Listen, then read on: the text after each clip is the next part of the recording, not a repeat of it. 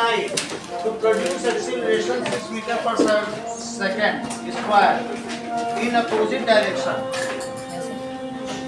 Sir ये करा दिया सर हो ये हुआ? हाँ सर Now, इंटेक्स्ट क्वेश्चन देखिए.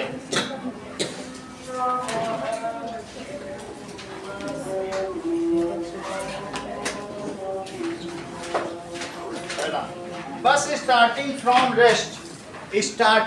rest moves with 0.1 meter per second square. Shanvi 0.1 metre पर सेकंड स्क्वायर उसका एक्सीलरेशन है और 2 मिनट तक वो चलती है. तो तुमको ये बताना है कि उसने, सुनो, u क्या है 0, तो 2 मिनट में वो कितनी स्पीड एक्वायर कर लेती ये बताना है. u है 0 मीटर पर second. Now how will you calculate that how much speed is acquired? बता ही नहीं रही हो श्रेया. हाँ निकालो. u प्लस 80 बताओगे नहीं तो फिर सीखोगे कैसे. बताया करो भाई. अब देखो पहली बार तो तुमसे फिर नहीं बैठा तो क्वेश्चन ना वैल्यू फिट करो.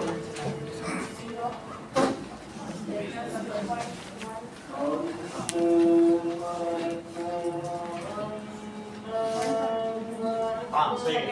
That is 2 into 60 second. तो कितना हो गया 120 सेकंड. कितना आ जाएगा बताइए.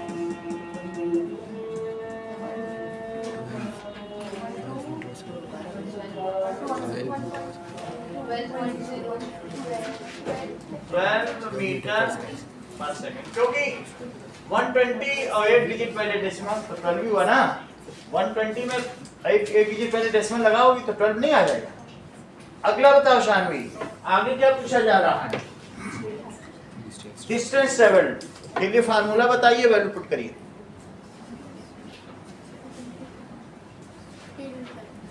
बताओ थोड़ा तेज बोला. ये तुम हर जगह वही क्यों बोले. तुमको इक्वेशंस ऑफ मोशन का नहीं पता. बोलो. S is equals to ut plus half x. ऐसे बोलो.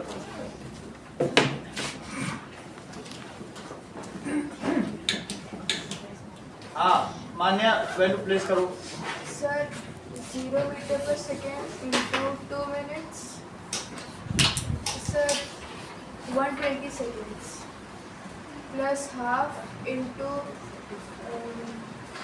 0.1 meter per second square into 120 का होल स्क्वायर. ठीक है. तो ये हो गया 0, ये 2 से कटा तो 60 into 0.1 कितना होता है.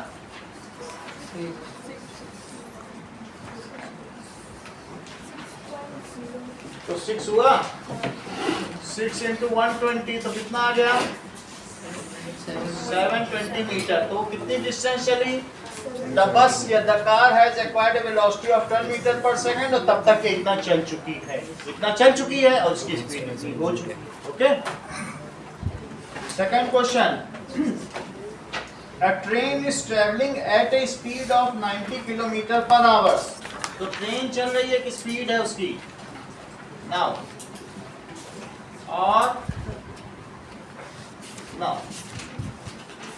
और उसने ब्रेक लगाया है क्या. ओके. ब्रेक्स आर अप्लाइड और उसने यूनिफॉर्म एक्सीलरेशन किया है. Find the time before it comes to rest. अब इंद्रजीत मुझे ये बताइए इसमें u क्या है, v क्या है, t क्या है, a क्या है. सर यू है सर 90 किलोमीटर पर आवर. 90 किलोमीटर पर आवर. v क्या है हाँ सर 0 सर 0 मीटर पर सेकंड. t क्या है सर टाइम नहीं. ओके पता करना है. a क्या है सर ए है सर -0.5 मीटर स्क्वायर.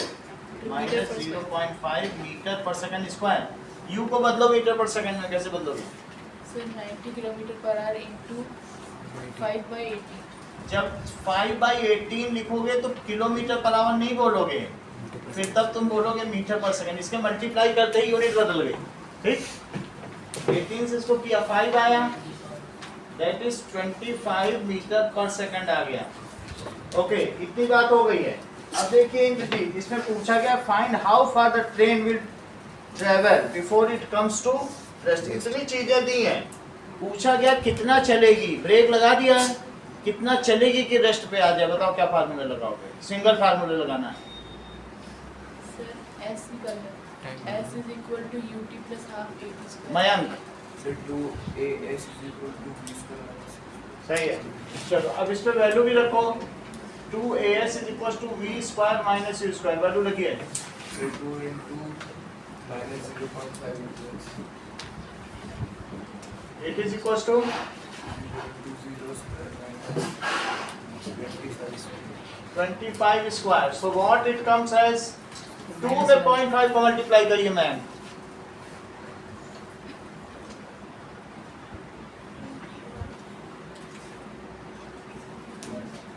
देर बहुत लगाते हो। कितना बताया? हाँ तो बताया करिए ना। -1 into 5 it is 0 minus 625, तो -5 is -625 और s भी है क्या? So S okay okay, -1s, तो -1s का मतलब है -s, तो s कितना हो गया? 625 मीटर। अगला सवाल देखें, थर्ड क्वेश्चन। एक ट्रॉली है, वो इंक्लाइंड प्लेन पर चलती चली आ रही है अंडर ग्रेविटी, तो उस पर ग्रेविटी का कुछ एक्सीलरेशन लगेगा। कितना एक्सीलरेशन लग रहा है? As an acceleration of 2 centimetre पर second square, what will be its velocity 3 second after start. Nishka, इसमें क्या क्या चीजें दी हैं जरा मुझे बताइए। ये कितना है? 2 सेंटीमीटर और क्या दिया है? जो दिया है उसका सिंबल बताओ, और क्या दिया ये बताओ। हाँ बोलो, बताती नहीं हो, किससे पूछे? हाँ बताओ लक्षिता।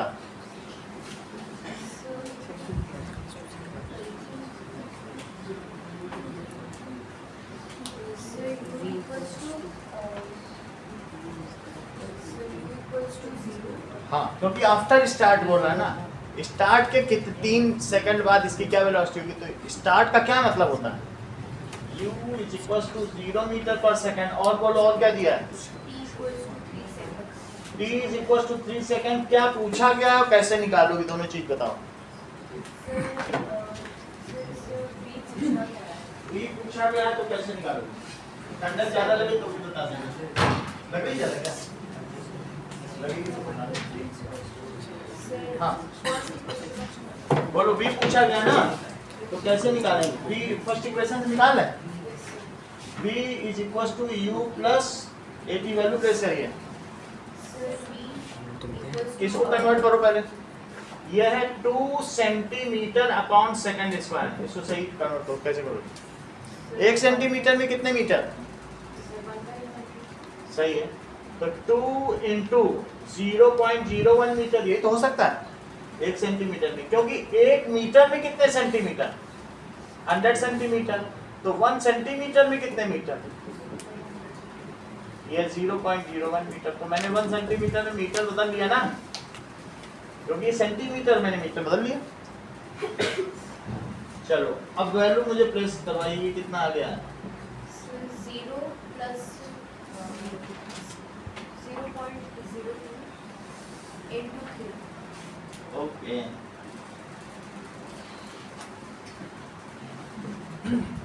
चलिए, fourth question. Vyom, a racing car has a uniform acceleration, what distance will it cover 10 second after start? पहले बताओ क्या क्या दिया गया। acceleration equals to 4 meter per second square। पर सेकंड स्क्वायर। अगला So time is equal to 10 seconds। So और? u is equals to 0। पूछा क्या गया है?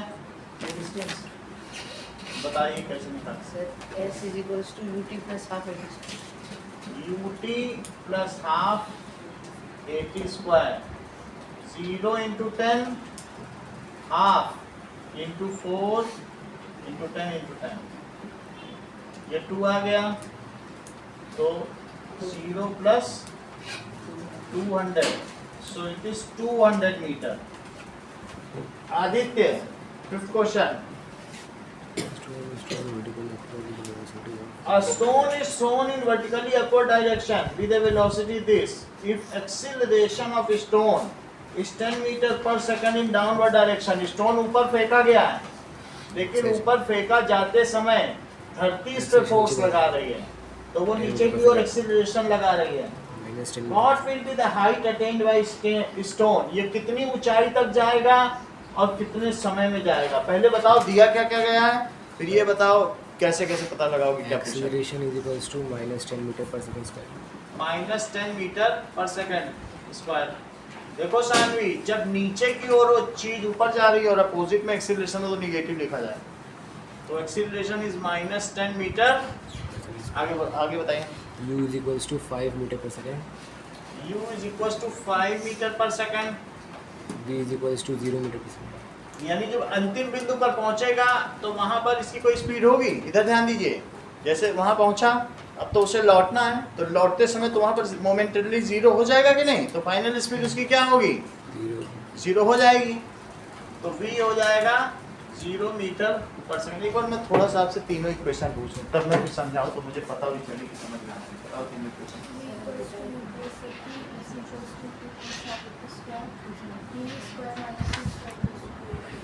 ये लगाया करो, लगाती क्या है ये क्वेश्चन. चलो बताओ. हाँ, क्या पूछा गया? इसमें पूछा है कि ये कितनी हाइट तक जाएगा ऊपर. तो कैसे पता करें, कुछ इससे आ जाएगा. 2as is equals to v चल 2as is equals to v square minus u square. Value place करिए. 2 into -10 मीटर पर second into s into s is equals to 0 का स्क्वायर माइनस 5 का स्क्वायर 5 स्क्वायर. दैट इज ये कितना आ जाएगा, -20s. और इधर कितना आ जाएगा, -25. तो s कितना हो जाएगा, -20. माइनस से माइनस कट गया. 5/4 कितना होता है, 1.25 मीटर. करीब करीब हम लोग 1.1 मीटर के होते हैं, तो यहाँ तक जाएगा. और अगला पूछा कितने समय में जाएगा, उसके लिए क्या करोगे, टाइम. सेकंड इक्वेशन मोशन लगा देंगे. सेकंड इक्वेशन ठीक है, लगाओ. फर्स्ट से फर्स्ट लगाए थे पहले ही लगा. First u plus 80 0 equals to 5 -10 into t. 5 को उधर ले जाओ, -10t. तो t कितना हो जाएगा, 0.5 -10. मानसी कितना आएगा,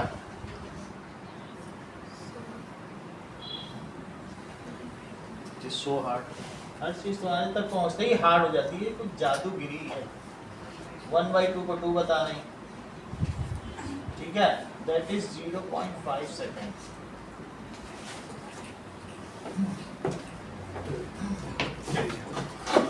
uniform circular motion. Arpit, what does it mean by uniform circular motion? एक समान वृत्तीय गति से अर्पित आप क्या समझते हैं?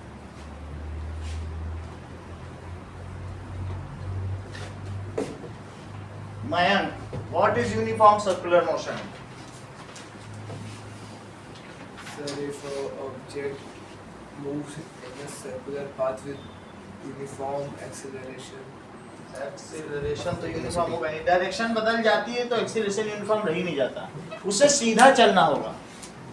ओके, व्योम बताओ. So if an object moves in a circular track and with uniform speed, ये then it सही. is स्पीड सेम होनी चाहिए, ठीक है. Now if objects moves in a circular path with uniform speed या कांस्टेंट स्पीड, क्या लिखोगे, constant speed भी लिखना. अच्छा, इफ बोलो,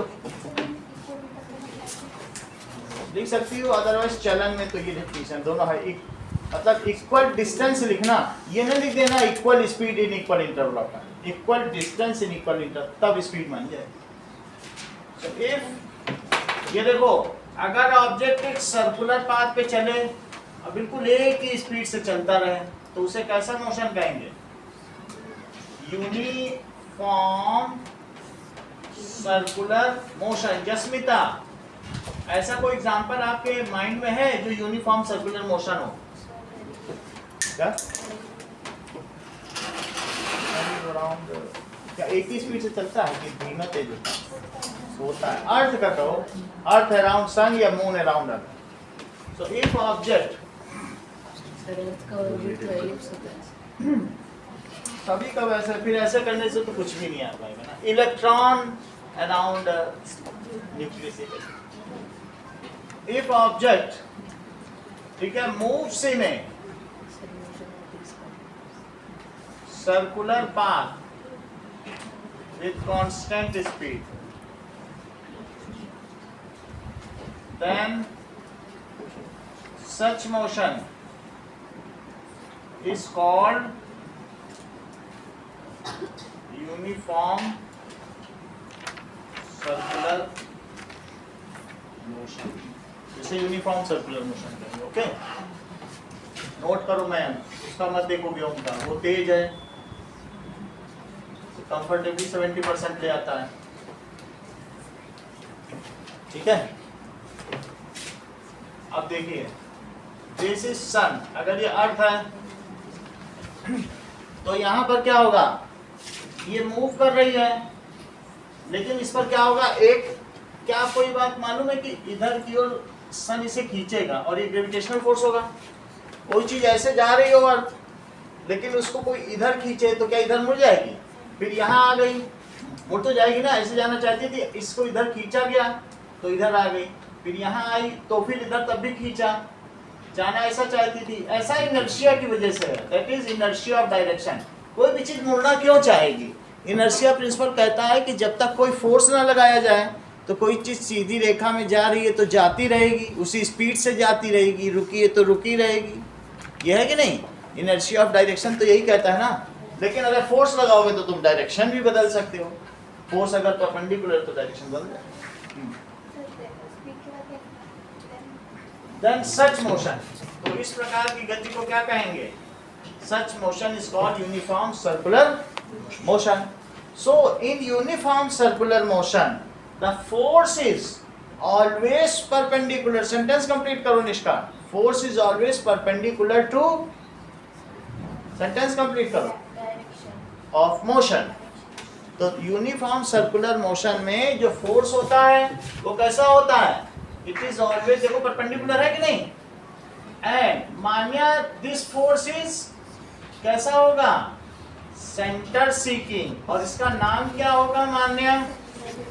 बोलो, आप बताइए। हाँ, सेंट्रीपिटल फोर्स। ये फोर्स हमेशा किसकी तरफ होगा? सेंटर की तरफ होगा। चूंकि सेंटर की ओर है इस प्रकार, इसलिए इस बल को अभिकेंद्रीय बल या सेंट्रीपिटल फोर्स कहें। ठीक है।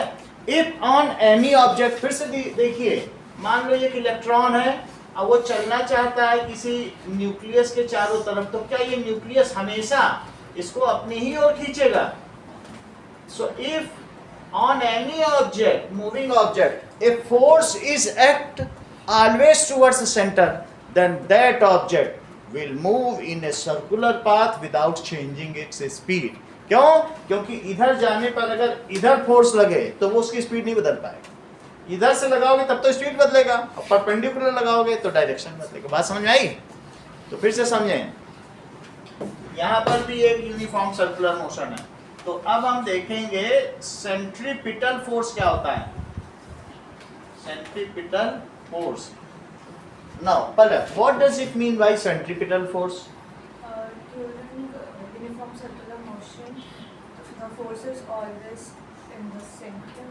Directed towards the Right center. ठीक है? आप बोलो, आप बताओ।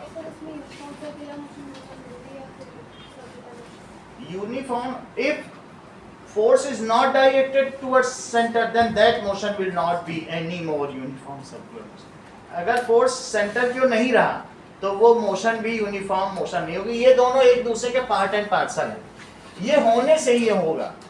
If there is a centripetal force then only a motion will be called a uniform circular. और नहीं तो मान लो कभी सेंटर की तरफ लगी, कभी पीछे से लग गई, तो उसकी स्पीड बढ़ा देगी, तब वो यूनिफॉर्म कहाँ रही? बात समझ में आई? Now Lakshita, is uniform circular motion is a uniform motion? हाँ, क्योंकि वो तो डायरेक्शन बदल रही। In uniform circular motion, force is always directed towards center. Center की ओर directed है, that means it is center seeking force. Center को देख रहा है, seeking का मतलब है center को देखना, force. And it is called, Jasmita, it is called centripetal force.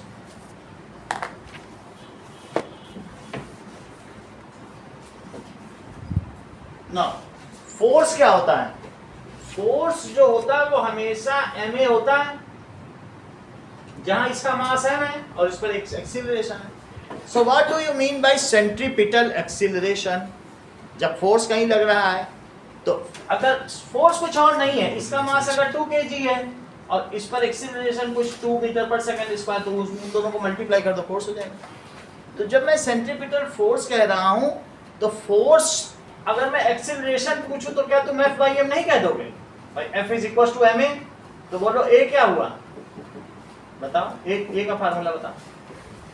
F/m, तो A भी निकाला जा सकता है, बस मास से डिवाइड कर दो, वही A हो जाए।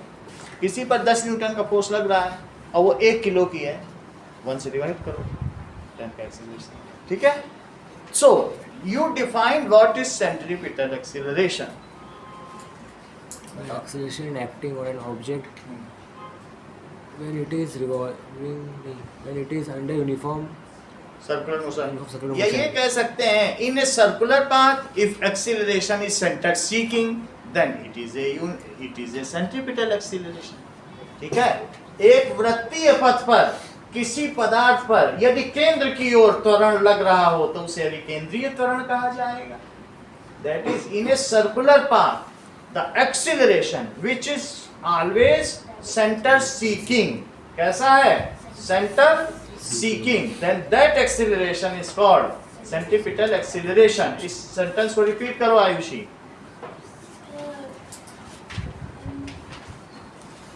लक्षिता रिपीट करो। Sir, the acceleration which is always seeking आप किधर की ओर प्राप्त कर रहे हैं? Towards, towards the center seeking. ठीक है? If acceleration is centre seeking, ये सेंटेंस कई जगह है, इसीलिए मैं आपको इसको पॉइंट करा देना चाहता हूँ आपको, कि कहीं हो तो आपको लगे क्या बोल रहा है, ऐसा नहीं है। सेंटर सीकिंग का मतलब है सेंटर की ओर देख रहा हो या सेंटर की ओर लग रहा हो। देखिए in circular path if acceleration is always, centre seeking का मतलब है कि directed toward centre, then such acceleration is called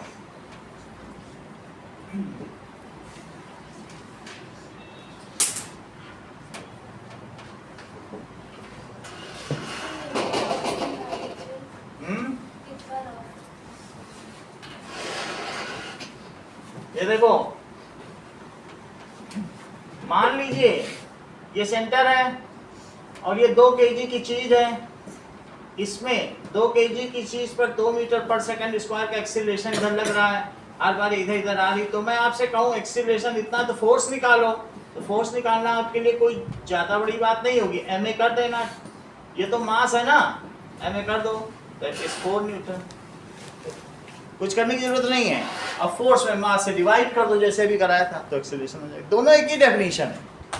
The force which is directed towards center is centripetal force. The acceleration which is directed towards center is centripetal acceleration. है तो एक ही चीज, सही है? अगर मैं आपसे कहूँ एक्सीलरेशन की डेफिनेशन तो आप क्या कहोगे? है ना, तो नई चीज बताई, यही चीज हम चाहते हैं हर सबसे, बिल्कुल नई डेफिनेशन उन्होंने बता दी। That is what does it mean by acceleration? That is force acting on unit mass. बहुत बड़ी बात है, दिक्कत नहीं बताई। ये अपने आप में नई डेफिनेशन इन्होंने निकाल दी। मान लो अगर 10 न्यूटन का फोर्स लग रहा है और 2 kg मास है, तो acceleration is nothing, it is Newton पर kg।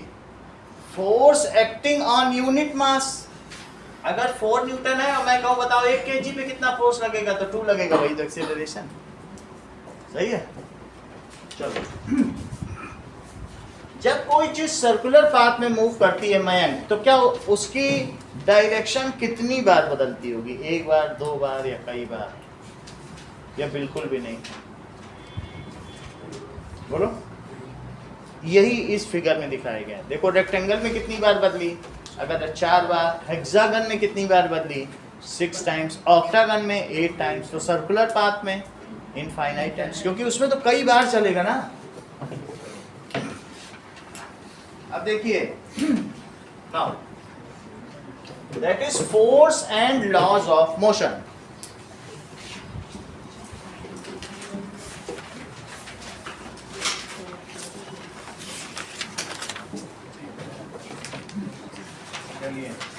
बाद में इसे क्वेश्चंस कराते रहेंगे, अभी आप थोड़ा एक बार रिवाइज करो। Force and laws of motion. Force क्या है? एनी काइंड ऑफ पुश और पुल इज कॉल्ड फोर्स। जब हम किसी ड्रॉर को खींचते हैं तो एक पुल है, और किसी चीज को पुश करते हैं, ट्रॉली को ले जाते हैं तो पुश करते हैं, तो किसी भी तरीके के पुश और पुल को फोर्स कहते हैं। So by applying force, Ayush, by applying force कौन से 5 चीजें तुम कर सकते हो? Change its speed. Yes, Change it. Can change speed of object, और बोलो, Direction of can change direction of object. Change का क्या मतलब है? अगर आपने फोर्स लगाया है तो तुम अपनी स्कूटी में, इंजन फोर्स लगाता है, स्कूटी की रेस बढ़ा भी सकती हो, घटा भी सकती हो, कम भी कर सकती हो, रेस कम ज्यादा करके कम ज्यादा कर सकती हो। तो फोर्स से क्या किया जा सकता है? स्कूटी की जो स्पीडोमीटर है ना, स्पीड कम ज्यादा कर सकती हो, डायरेक्शन, और बोलो, Sir, can change its state of motion. Can change its state of motion. इसका मतलब क्या हुआ कि can move the object at rest, या can stop the moving object. एक और चीज बोलो। Sir, can change its shape. बहुत अच्छी बात है, आपने सारी चीजें कवर कर दी। Can change its shape. मान लो 3 पाउंड की बॉल है, तो क्या उसको दबा के उसका शेप को बदला जा सकता है, कम किया जा सकता है, शेप बदल सकते हैं, रुकती चीज को चला सकते हैं, चलती चीज को रोक सकते हैं, ये सारी चीजें हम कर सकते हैं। अब देखिए, Rohan, what does it mean by balanced force?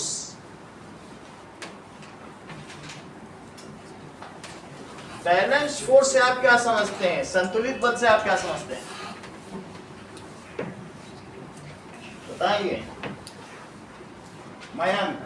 Sir, if a group of forces acts on an object and the resultant is 0.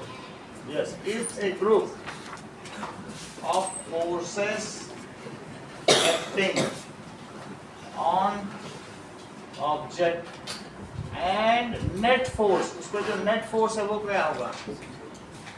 is 0, then that group of forces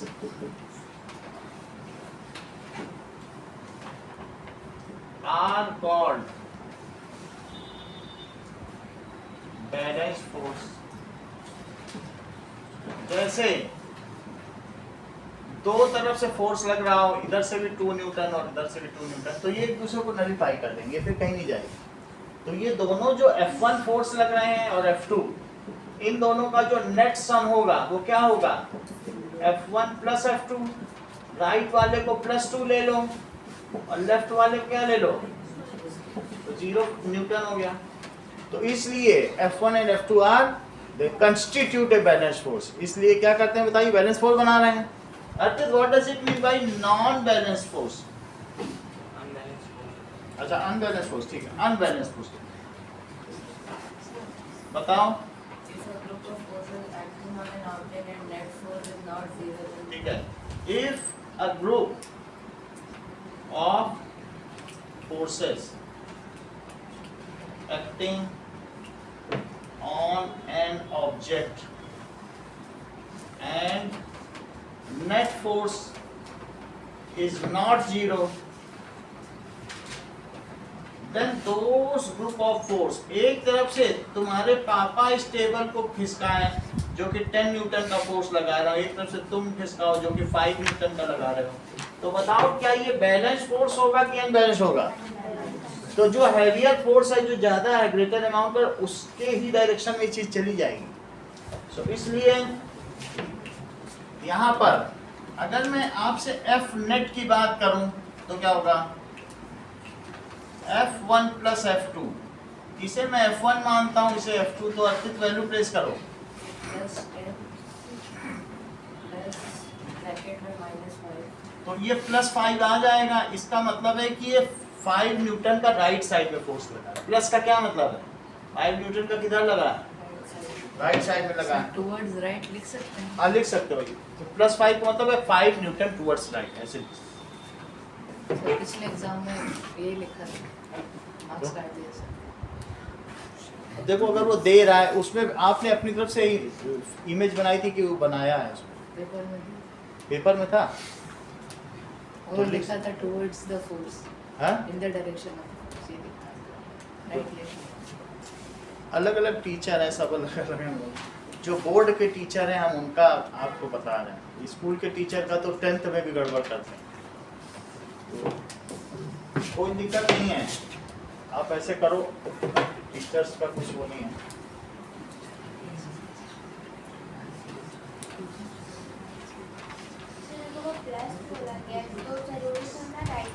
जब उसने दिखाया है तो टुवर्ड्स राइट लिख सकते हैं, उन्होंने कहा डायग्राम दिया हुआ है, डायग्राम देंगे तो ये कि इंटरनेशनल कन्वेंशन है, नहीं मान रहे कोई बात। मैं तो मेरे पास 11th-12th की बुक है, पीएससी का भी हमने दिल्ली को पढ़ा, सब जगह वही चल रहा है। अब ये तो नहीं कि 9th के बाद तुम्हारी पढ़ाई खत्म हो जाएगी, और वही एनसीईआरटी सब में चल रही है, तो जब वहाँ चल रही तो यहाँ क्यों नहीं चलेगी? वही तो एक ही सब सिलेबस होता है।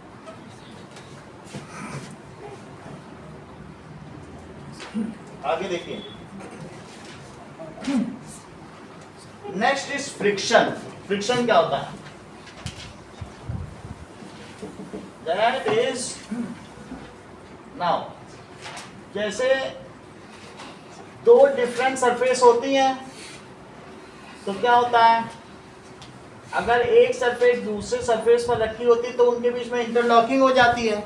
देयर आर माइनर फ्लॉज, या ये कह सकते हैं irregularities between two surfaces in contact, ठीक है, and they get frequently interlocked with each other, वे आपस में क्या हो जाएंगी? Interlock. So it always required a force to break that kind of interlocking and move one object over other, ठीक है। सो दैट फोर्स, तो कुछ फोर्स की जरूरत होती है। सो इसका क्या मतलब है? What does it mean by friction? इस चीज को लिखें, दैट इज, नाउ आपने मान लीजिए इस पर एक फोर्स लगाया, ठीक है, 2 न्यूटन का फोर्स लगाया। 2 न्यूटन का फोर्स लगाने से चल नहीं रही है, मान लो बड़ी अलमारी है, नहीं चल रही, आपने कहा नहीं और लगाएंगे, अभी इसको चलाएंगे, आपने अपना फोर्स बढ़ा दिया। इसी में अब 2 न्यूटन पहले लगाया, 2 न्यूटन से नहीं चली, फिर आपने 4 न्यूटन लगाया, अभी भी नहीं चली, फिर उसके बाद आपने 4.2 न्यूटन लगाया तो चल पड़ी। तो 4.2 न्यूटन में क्या हुआ? दैट इज, इनके बीच में कुछ ना कुछ इरेगुलरिटीज थी। However when you have applied 4.2 Newton force then it tends to move। फिर से समझो, जब तुमने 2 न्यूटन लगाया तो इसमें अपोजिट डायरेक्शन में कितना फोर्स लगा होगा? 2 न्यूटन। तो ये जो कंडीशन है, क्या ये बैलेंस्ड फोर्स की कंडीशन है कि अनबैलेंस्ड फोर्स की? क्योंकि तुमने 2 लगाया, अब आप जैसे इस मेज पर लगा रहे हो 2, बच्चा लगा रहे, चल नहीं रही है, तो नहीं चल रही इसका मतलब है मेरा फोर्स कोई काट रहा है। उस फोर्स को कौन काट रहा है? फ्रिक्शन। 4 लगा दिया, 4 लगाने पे भी नहीं चल रही है, मान लो आपने 4 लगाया, अब नहीं चली, तो इसका मतलब है कि ये फ्रिक्शन भी बढ़ गया। फ्रिक्शन फोर्स अब बढ़ के कितना हो गया? 4 न्यूटन। लेकिन जब तुमने 4.2 लगाया, then it just started to move. इसका मतलब क्या हुआ? ये देखो, दिस इज यहां पर अप्लाइड फोर्स, और ये क्या बताइए? फ्रिक्शन। जब तुम फोर्स लगाते हो, जितना तुम लगाते हो फ्रिक्शन उतना ही होता है। 2 लगाया तो क्या 2 रहा फ्रिक्शन? 1 2। अच्छा, फिर इसके बाद 3 लगाया तो 3 में भी 3 रहा, और 4 लगाया 4 में भी 4 रहा। ये देखो, 4 के बाद तुमने थोड़ा सा और लगाया, और फिर इसके बाद ये अब it ceases to grow now. ये देखो, इट इज, फिर उसके बाद सारी इंटरलॉकिंग टूट गई। तो फ्रिक्शन फोर्स क्या होता है? It increases up to a maximum value. ये क्या होता है बताइए? मैक्सिमम वैल्यू हो जाती है। अब इसके बाद देखो, जब तुमने 4 कितना न्यूटन लगाया बताओ? 4.2 लगाया। अच्छा, तो 4.2 लगाया तब ये भी 4.2 न्यूटन ही था। लेकिन तुम देखती हो कि अब जब तुमने अलमारी को शुरू में ताकत लगा के खिसका दिया, तो हल्की कम ताकत भी लगाओगी तब भी अलमारी चलती रही। उसको क्या कहते हैं? Friction rises to a maximum value. कहां तक पहुंचा? 4.2 तक, and then suddenly falls slightly. थोड़ा कम लगाना पड़ता है ना, रुक जाएगी तो फिर उतनी मेहनत करनी पड़ेगी। उस चीज को कहते हैं काइनेटिक फ्रिक्शन। फिर से समझो, अब सारी चीज समझो। होता ही है, तुम ताकत लगाए, पूरी ताकत लगा दिए, चल ली, तो हल्का सा अगर कम भी लगाओगे तो भी चलती रहेगी। ये एक्सपीरियंस किया हुआ है ना सबने। तो इसका मतलब है पहले फ्रिक्शन समझो, फिर स्टैटिक फ्रिक्शन समझो, फिर लिमिटिंग फ्रिक्शन समझो, फिर काइनेटिक फ्रिक्शन। सारी चीज समझनी है। चलो चारों समझ लेते हैं, ठीक है? फ्रिक्शन का क्या मतलब है? That is when an object moves over other object, ठीक है, या in contact with other objects, then a kind of force which opposes such kind of relative motion is called friction, ठीक है? A kind of force which opposes any kind of relative motion between two objects in contact is called friction, ठीक है? इसे लिखें, a kind of force। और जिस force की मानसी मैं बात कर रहा हूं, ये रिटार्डिंग फोर्स है। रिटार्डिंग फोर्स का मतलब है जो किसी की स्पीड को क्या कर सकता है? कम कर सकता है। तुम रेस छोड़ दो, तुम्हारी स्कूटी अपने आप रुक जाएगी थोड़ी। कहीं ना कहीं तो फ्रिक्शन है, चाहे सड़क में हो, चाहे कुछ भी हो, चाहे व्हील में हो, चाहे गियर में हो, तुम्हारी स्कूटी को रोक देगा थोड़ी देर में। A kind of force which opposes any kind of, ठीक है, a kind of force which opposes any relative motion between two objects in contact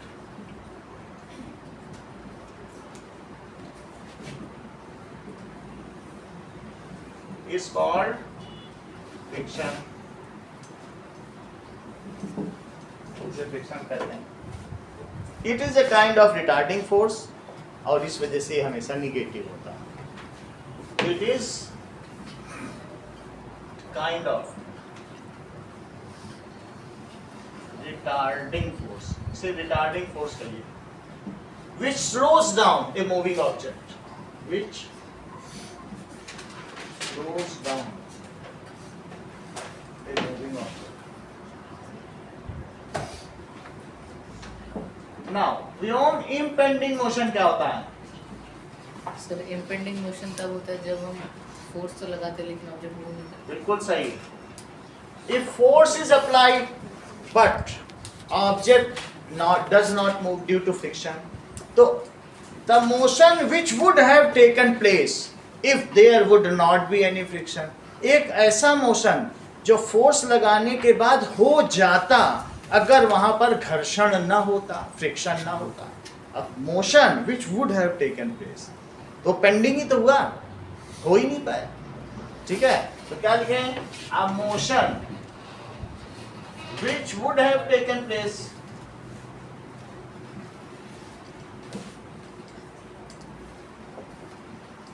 कब हो जाता Aditi? If, So a motion would have taken place if friction was not there. हाँ,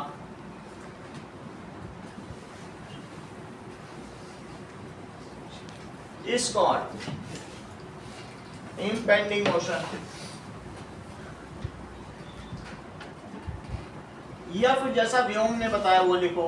if force is applied but object does not move, then that kind of motion, तब भी हम उसे motion बोल, then that kind of motion is called impending motion. If force is applied and object does not move, then that friction is called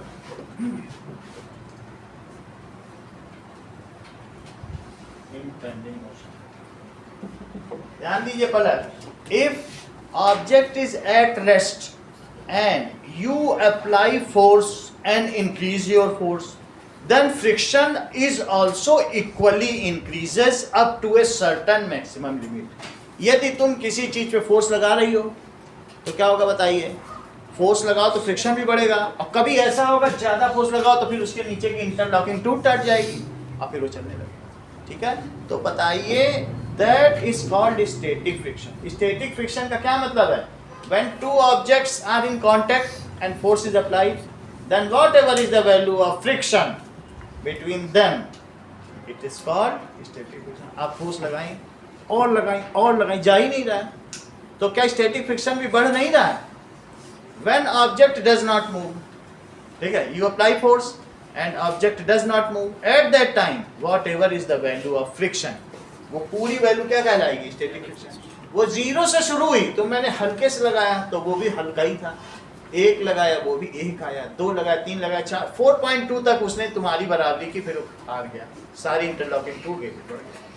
सही है, तो क्या लिखेंगे बताइए?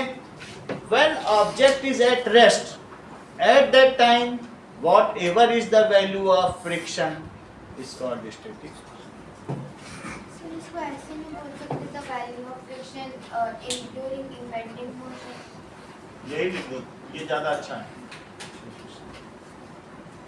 The value of friction during impending motion, लिखो इस चीज को, value of friction during, जब तक वो चल ही नहीं रहा है, impending motion is called static friction.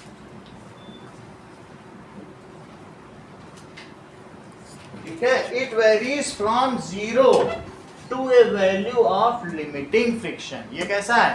Limiting friction. It varies from 0 to a value of limiting friction. Value of friction during motion. Sentence complete करिए Shreya. Value of friction during motion is called, हाँ, yes, kinetic friction. जब चीज चल रही हो उस समय पहले तुमने 4.2 लगाया, इंटरलॉकिंग टूट गई, इसके बाद अब इंटरलॉकिंग टूट गई है, अब अगर मूव कराओगे तो 4 से भी मूव करा लो, ये 4 न्यूटन वाली है, 4.2 तक ले गई, टूट गई इंटरलॉकिंग, तो कम में भी चलने लगी, तो इंटरलॉकिंग बननी ही ना दो बीच में, ऊपर ही ऊपर चलाते रहो। वैल्यू ऑफ फ्रिक्शन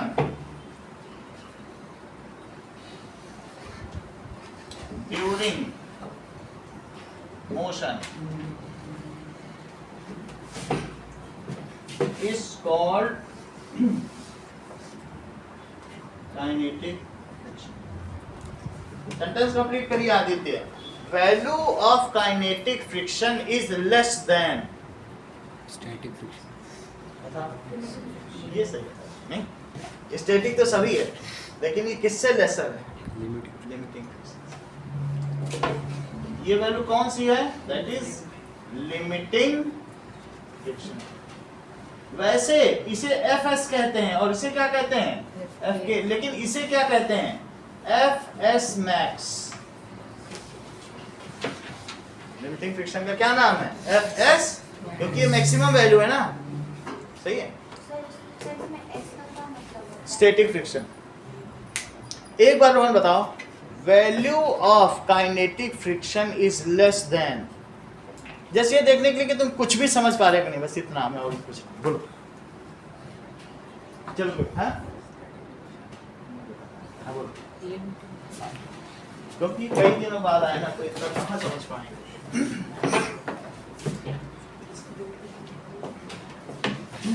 नाउ चलिए, first law of motion. Nishka, first law of motion बताओ जरा।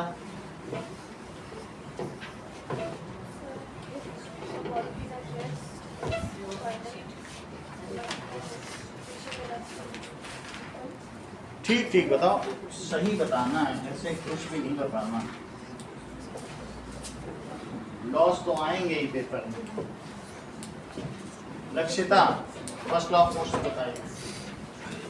Everybody continue in a state of rest or uniform motion in a straight line unless it is compared by some external force. ये सही है। चलो, ये कहाँ लिखा है? चेक करो। 81.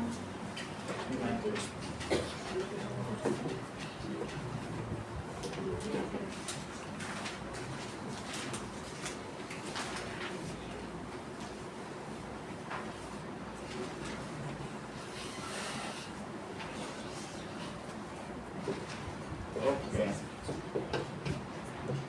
नाउ अब हम देखेंगे। हाँ, tendency,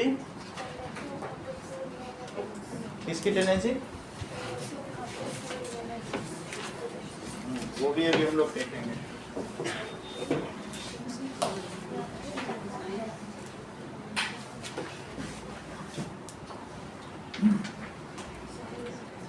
first law of motion वैसे दिया गया एरिस्टोटल का था, जिसको हिंदी में अरस्तु कहते हैं।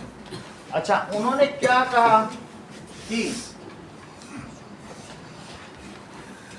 जैसे फर्स्ट लॉ ऑफ मोशन, लेकिन बाद में न्यूटन ने इसे हाईजैक कर दिया। फर्स्ट लॉ ऑफ मोशन, देखिए, दैट इज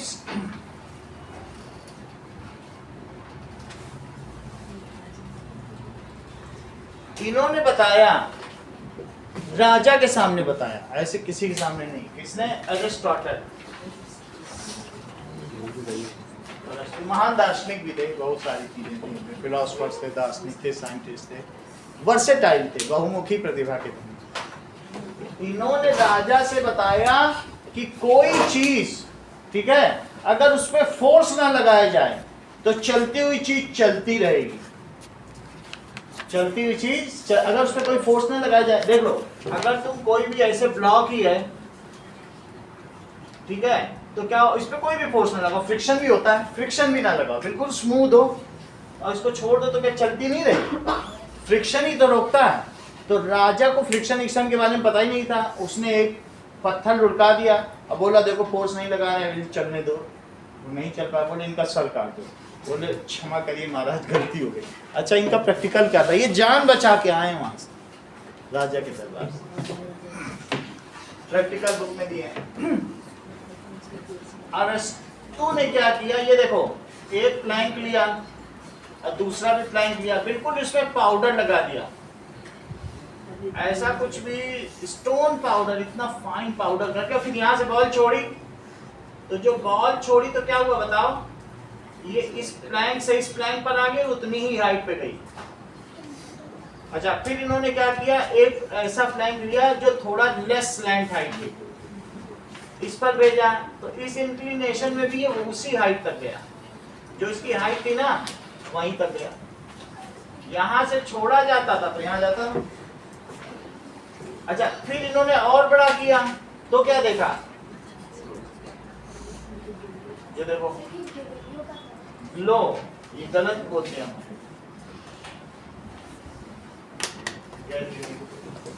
ये सही सही। तो ये कहां पहुंच गया बताइए, ठीक है। अब इन्होंने क्या बताया, इफ इट इज, अगर इसको किसी प्लेन में ही ना छोड़ा जाए, ये ऐसे ही जाने दिया जाए, तो बोलो कब तक जाएगा। अब तो ये जाता रहेगा क्योंकि उसको वो हाइट नहीं मिलेगी। इट विल हाँ बोलो। सर वो फोर्स कंटिन्यूस होना चाहिए फिर एक ही बार? फोर्स नहीं लगाना, if it is moving, force है ही नहीं यहाँ। अगर कोई चीज मूव कर रही है, अगर मान लो, समझो ये बहुत बड़ी बात इन्होंने पूछी, अगर कोई एक प्लेनेट या सैटेलाइट इंटरस्टेलर स्पेस में मूव कर रहा है तो मूव कर रहा है, उसमें फोर्स कहाँ है, चलती हुई चीज चल रही है, फोर्स होगा तो एक्सीलरेट कर जाएगा ना। यही इसीलिए ऐसा ही तुम्हारे जैसा राजा था वहाँ, पता है ना, वो बेचारे जान बचा के भागे हैं कि फोर्स का काम है क्या, कोई चीज चल रही, अगर इन कोई चीज चल रही, अर्थ बहुत दूर से चलती हुई आ रही थी तो सन ने फोर्स लगाया तो चक्कर चक्कर घूमने लगे, न लगाता तो चलती ना चली जाती है अंतराणविक आकाश में। तो समझ में आया, किसी चीज को चलाने के लिए कोई फोर्स नहीं चाहिए। फोर्स तब चाहिए अगर फ्रिक्शन लग रहा होगा, तब तुम्हें चाहिए फोर्स। बात समझ आई? तुम्हें अपनी गाड़ी चलाने के लिए फोर्स क्यों चाहिए होता है, because there is a friction acting, तभी तो तुम्हें इंजन की रेस देनी पड़ती है। चलने के लिए कोई फोर्स नहीं, ये इसकी टेंडेंसी है, चलती हुई चीज चलती रहेगी, तुम छोड़ दो आकाश में। अगर कोई एस्ट्रोनॉट दूर भाग गया अर्थ से तो भागता ही रहेगा अनंत काल तक, जब तक वो मर ना जाए, मर ही जाएगा ना। ये बात समझ आई कि नहीं, जाता हुआ जाता ही रहेगा, रुका है तो रुका रहेगा।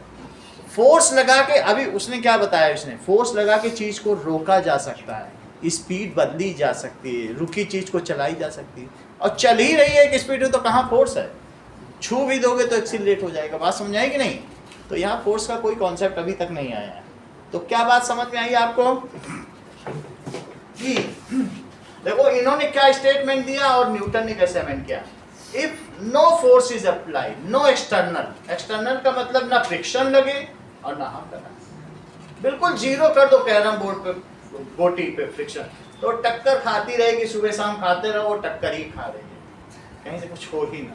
समझ आई बात कि नहीं? फ्रिक्शन ऐसा जीरो, एक बार तुमने स्ट्राइकर मार दिया, पता चलो घूम ही रही दिन रात, पूरी हमारी जिंदगी खत्म हो गई, वो घूम ही रही। Okay, if no force is applied, मान्य सेंटेंस कंप्लीट करो, then an object Be at rest. if it is at rest will It will remain at rest, if it is moving remain moving. keep on moving with uniform speed in same direction till eternity, अनंत काल तक। समझ में आया? ये इनका नियम है और इसी को कहते हैं, ये कौन सा प्रिंसिपल है, that is principal of inertia, जड़त्व का नियम। जो चीज हम अपनी अवस्था में बने रहना चाहते हैं, हम सो रहे हैं तो मम्मी जगाएंगी तो भी विरोध करेंगे, और जग रहे हैं और सर पीट पीट के सुनाए सो जाओ तो भी विरोध करेंगे, नहीं से जागे को सुनाए तो भी विरोध, और सोए को जगाएं। हम चाहते हैं that it is my inertia, लोग यहाँ पर स्लोगन लिखे रहते हैं, it is my inertia, do not keep changing me, try to keep, I am like this one, मैं जैसी हूँ वैसी हूँ, मुझे बदलने की कोशिश ना करो, ये मेरा इनर्शिया। इनर्शिया का प्रिंसिपल समझ में आया कि नहीं? दैट इज, जो चल रही है वो चलते रहना चाहती है, जो रुकी है वो रुके रहना चाहती, चलाना हो या रोकना हो तो फोर्स लगाओ, जैसे मम्मी बच्चों को लगाती है। समझ आई? ठीक है, गैलीलियो ने क्या कहा, if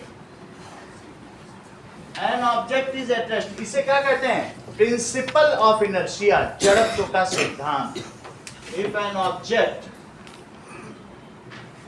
is at rest will, Shanvi repeat करो जो इन्होंने मान्य ने कहा, It will remain it will remain at rest. at rest। आगे बताइए, If the object is moving in uniform motion. Moving, अगर वो मूव कर रही है, फोर्स नहीं लग रहा है, वो लास्ट में लिख देंगे in absence of any external force, वो मैं लिख दूंगा, ठीक। Uniform motion. If object, if it is moving तो क्या होगा, If it is moving, then It will keep moving till eternity. it will keep on moving with uniform motion till eternity. Uniform motion में direction भी आ गई. It will keep on moving forever. Forever. व्योम आगे की line complete करो. Forever. In same direction. हाँ वो हो गया यूनिफॉर्म मोशन. ये हमने नहीं लिखा. Keep on moving forever with in uniform motion. लेकिन आगे तो बोलो ना. बेसिक चीज तो आपने छोड़ी दी. Until no force is applied. हाँ, until no external force is applied on it. ठीक है? Until no external. जब मैं external की बात कह रहा हूँ तो वहाँ फ्रिक्शन भी है. ना फ्रिक्शन लगे ना हम लगाएं. तो कौन रोकेगा उसको? कोई रोक पाएगा? फ्रिक्शन ही तो रोकता है. फ्रिक्शन ही नहीं है तो क्यों रुकेगी? No external force is applied. ठीक है? इस पर तुम नोट कर रहे बेटा? ठीक है. Now, no external force is applied on it. चलिए. अब हम देखते हैं फर्स्ट लॉ ऑफ मोशन. उसके लिए ये चीज क्या बताई है? This is called principle of inertia.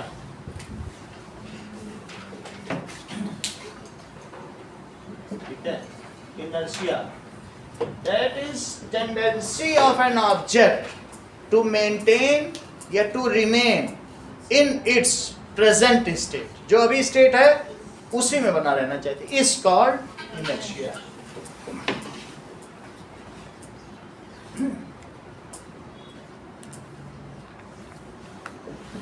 To maintain या remain in present state of motion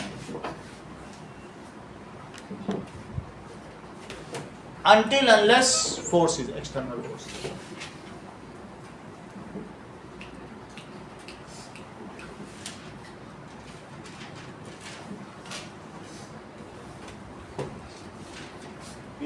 जब तक कि बाहरी बल न लगाया जाए तो वस्तु अपनी विरामावस्था में बने रहना चाहती है या फिर चल रही है तो चलती अवस्था में बने रहना. यही उसका इनर्शिया. इनर्शिया तीन तरीके के होते हैं. What are the three types of inertia?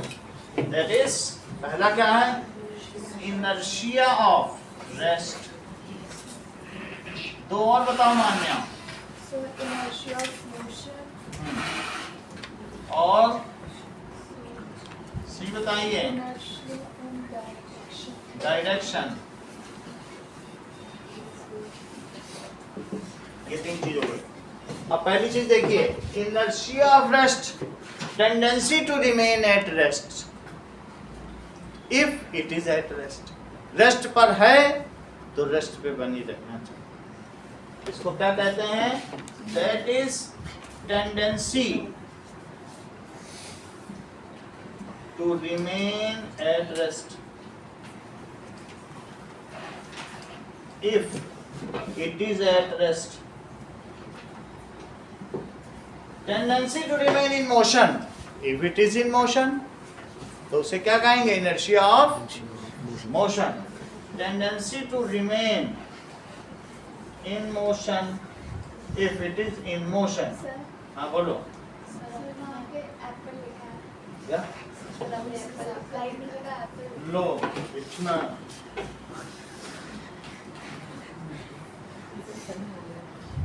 सारा खेल ही गड़बड़ हो गया. आगे करते हैं.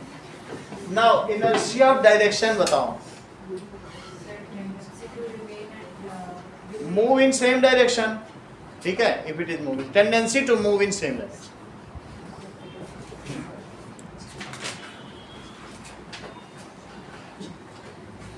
किस डायरेक्शन में? In which it is moving. जिसमें वो जा रही. In which. सिर्फ 3 एग्जाम्पल ऐसे बताओ निष्का जो इनर्शिया ऑफ रेस्ट को बताते हों.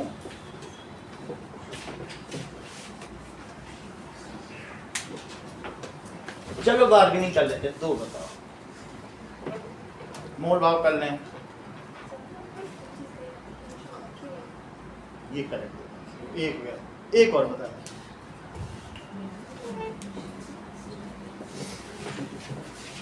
व्योम 3 एग्जाम्पल बताइए। सर जब हम बस में खड़े रहते हैं वो बस चलती है तो हम पीछे की तरफ गिर जाते हैं क्योंकि हाँ। inertia रेस्ट होता है। ये हो गया, और बताओ कोई।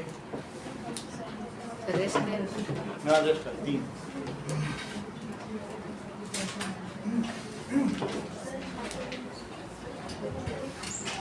सर जब हवा चलती है तो ब्रीज पर जो फ्लूस होते हैं वो रेस्पिरेशन चाहिए। हाँ चलिए,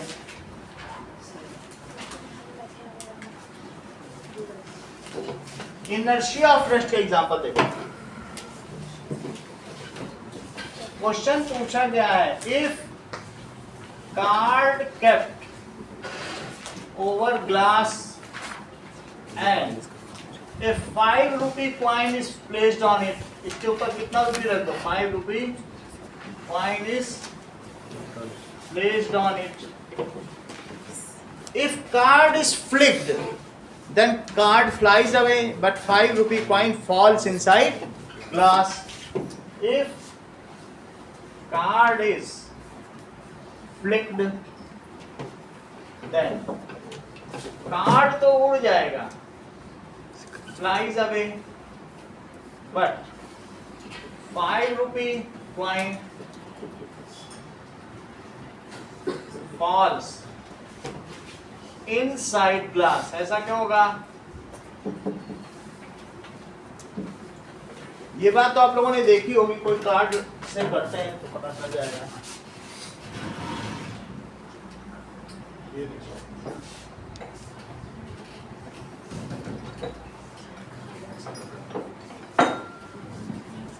इससे हो जाए तो हो जाए, कार्ड चाहिए होगा।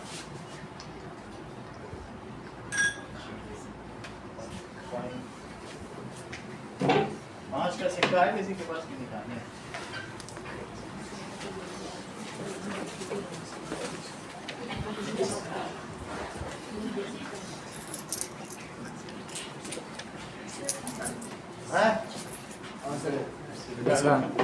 हैं? 10 देखो, अब ये देखो, ये कार्ड समझो, ये कार्ड है, कार्ड इसके ऊपर रखा, इसके ऊपर क्या रख दिया, 5 का सिक्का रख दिया, ठीक है। अब इसमें हम क्या करेंगे कि हम इस कार्ड को फ्लिक करेंगे तो कार्ड चला गया, लेकिन सिक्का अंदर चला गया ना। ये क्यों हुआ इसको हमें देखना, ठीक है। अब ये जो सिक्का है ये सभी हर साल के बच्चों के लिए यूज, इनको वापस करना है। अब देखिए, why this so, if card is placed, card हमने किसके ऊपर रखा, ग्लास के ऊपर, और उसके ऊपर क्या रख दिया, 5 का सिक्का। व्हेन इट इज फ्लिक्ड, अगर आप इसे हाथों से फ्लिक करो तो क्या होगा, then card flies away, however due to, क्योंकि वो रेस्ट पर था, क्या ये सिक्का इसके अंदर अब गिरता जाएगा, कार्ड क्या हो जाएगा, सर अगर कार्ड से फ्रिक्शन लगेगा तो सही है, फ्रिक्शन भी होता है थोड़ा बहुत, लेकिन उस 5 रुपए का लिए, इसीलिए 1 रुपए का नहीं लिया गया। 5 का सिक्का भारी होता है ना, नहीं तो 1 रुपये लिख देते, 1 में नहीं होता ही। देखो, as initially coin was at rest, when card flies away, जब कार्ड उड़ गया तो क्या होगा बताओ, when card flies away, then तो क्या होगा बताइए, then also, तो coin loses its base, then also फिर क्या होगा, coin does not go along with card। बताओ वो कार्ड के साथ या स्केल के साथ क्यों नहीं चला गया सिक्का, वो नहीं गया, does not go along with card, बोला मैं रेस्ट पे हूं और मैं रेस्ट पे रहूंगा, तुम जा रहे हो तो जाओ, does not go along with card and remain at rest. क्यों ऐसा रहता है?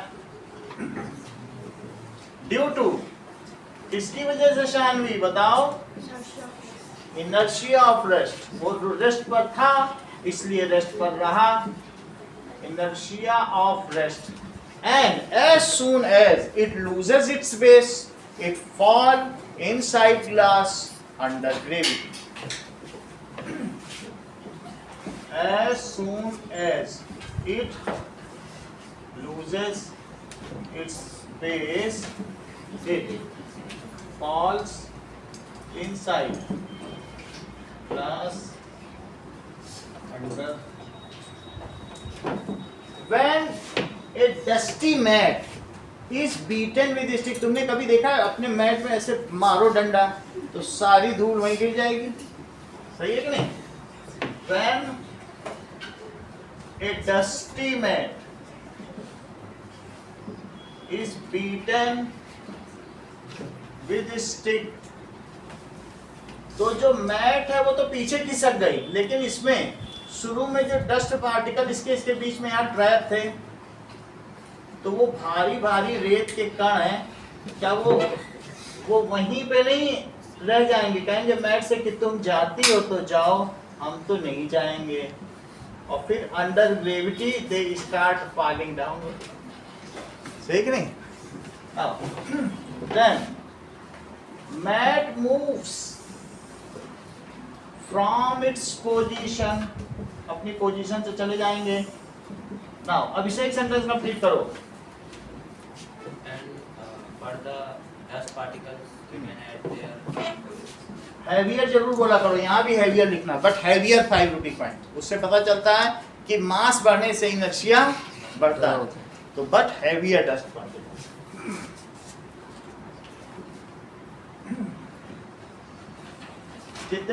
जितना मास होगा किसी चीज में उतना ज्यादा इनर्शिया होगा। छोटी सी बॉल को तुम मारोगे ठोकर तो उछल जाएगी, और बड़े से पत्थर को मारोगे वो नहीं जाएगा, कहीं तुम्हें ही चोट लगेगी। तो बड़ी चीज में बड़ा इनर्शिया होता है ना ज्यादा। हैवियर डस्ट पार्टिकल, आगे बोलिए। Remain at its original position. थोड़ा सा और बताओ। Due to inertia of. सही। Heavier dust particles which were initially at rest, जो शुरुआत में कैसे थे? अरे तो क्वेश्चन है ना। ऐसा लिखा ही है? कहाँ लिखा? क्यों लिखा वहाँ? क्वेश्चन आप वहाँ क्यों लिखा?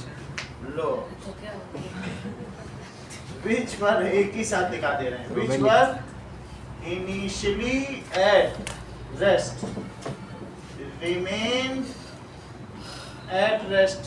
ठीक है, इस पे भी क्वेश्चन है, लिखो। ये एक ही साथ लिखाया गया है ना, इसी के साथ ही साथ तो है, ये पूरा एक आंसर ही है, मतलब एक स्टेटमेंट है। which were initially at rest remain at rest due to inertia of rest and fall downward due to gravity। Fall downward due to gravity। अगला देखो।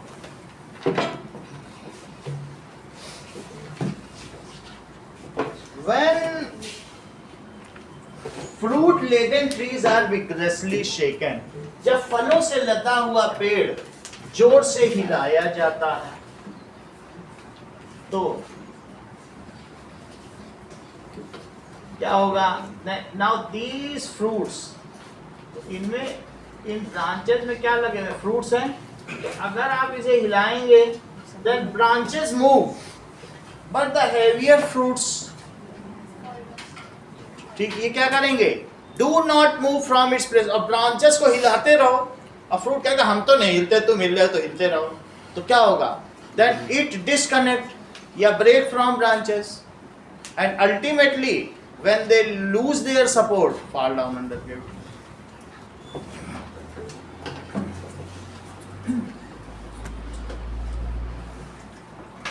अभी देखिए,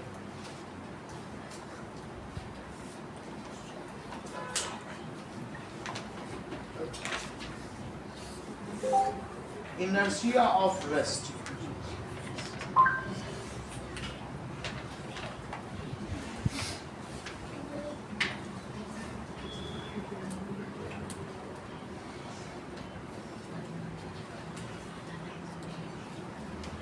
falling of fruits by shaking tree. ये देखो, Ever seen a machine that shakes fruit off trees? You'll never guess what it's called. It's a tree shake. The machine grabs the trunk नीचे and ऐसा shakes कर it, दिया causing सारे ना, ये सारे इसके एग्जाम्पल हैं। अगर हम इसमें कहें कि ये वाला बुक का है, Why the leaves fall down from trees when branches are shaken vigorously? तो trees leaves का भी आ सकता है, पत्तियां भी तो गिर जाती हैं, और कई बार क्या होता है फ्रूट्स भी गिर जाते हैं। तो why dry leaves, और जो ripe fruits हैं fall from trees if branches are shaken vigorously.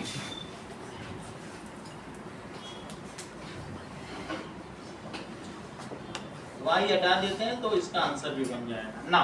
ये ऐसा हो जाता है एज, क्यों ऐसा होता बताइए? Branches move from their place, but बताओ आगे का सेंटेंस।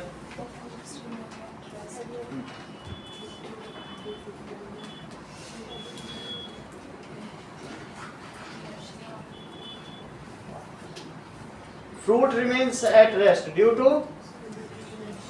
हाँ पूरी बात बोला। देन इनको अगर आप शेक करोगे, then branches move from their place,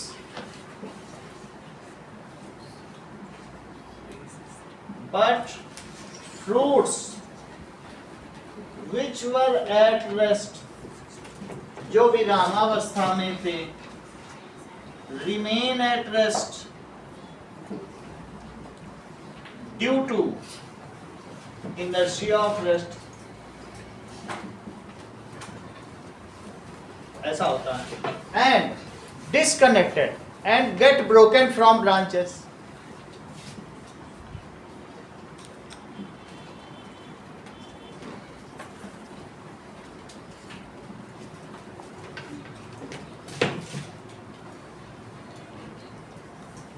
and fall down.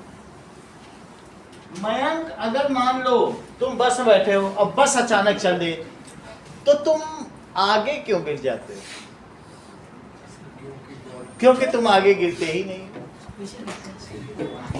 अगर गलत सवाल पूछा जाए तो तुमको बताना चाहिए sir it is wrong answer है, ये बताना होगा। नहीं तो क्या होगा कि कहीं इंटरव्यू में जाओगे गड़बड़ हो जाएगी, सब पढ़े लिखे होने के बाद भी गड़बड़ हो जाएगी। अब वो उत्तर देने लगे, बताओ जस्टिफाई करने लगे, हम तो आगे ही गिरते। सही है।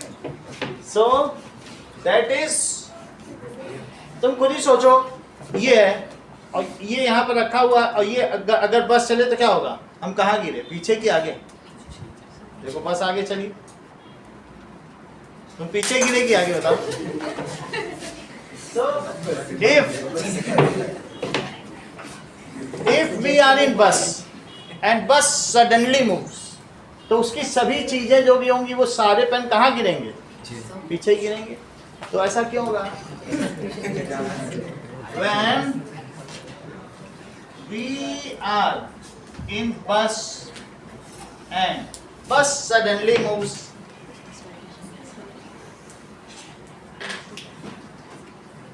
ये देखो, अगर बस में कोई यात्री बैठा है और ये बस चल रही, बस के चलने पर क्या हुआ बताइए? Our legs which are in contact, our legs, ठीक है, या आवर लोअर हाफ पोर्शन, हम बैठे भी हो सकते हैं, खड़े भी हो सकते हैं, our lower half portion which is in contact with seat और floor moves with bus. Friction बहुत होता है, सीट में तो कॉटन होती है, बहुत फ्रिक्शन होता है। सो आवर लोअर पोर्शन ये क्या करेगा बताओ आयुषी? ये तो मूव करने लगेगा, लेकिन जो अपर पोर्शन है क्या करे? हमें कहाँ लिए जा रहा, हमें पीछे ही रेस्ट पे रहने, तो तुम जा रहे हो तो जाओ। तो नीचे वाला चल देता है, और लेकिन ऊपर का पोर्शन जो रेस्ट पर है, तो ये जो पीछे का सर है ये भी तो 5-6 किलो का है, या अपर पोर्शन वो वहीं पीछे रह जाता है और सीट आगे बढ़ जाती है पैर को लेके, तो सीट टकरा जाती है। ठीक है, इस चीज को लिखा है। When bus suddenly moves, then our lower portion moves with body, which is in contact with bus, moves enough. Then our lower portion, which is in contact with bus,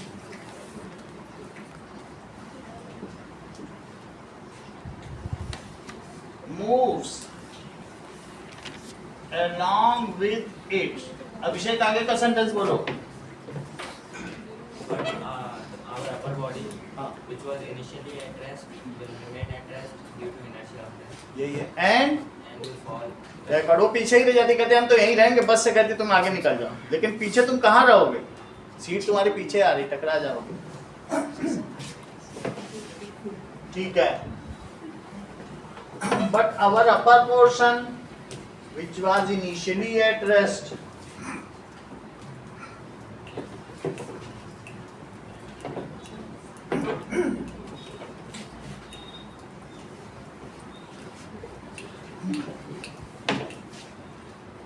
but our upper portion, which was initially at rest, remain at rest due to inertia of rest. As bus moves forward, our head, ठीक है, यहाँ पर portion hits the seat, yeah, we fall back due to inertia of rest. अभी वैसे क्या होगा? Of rest, and we fall back.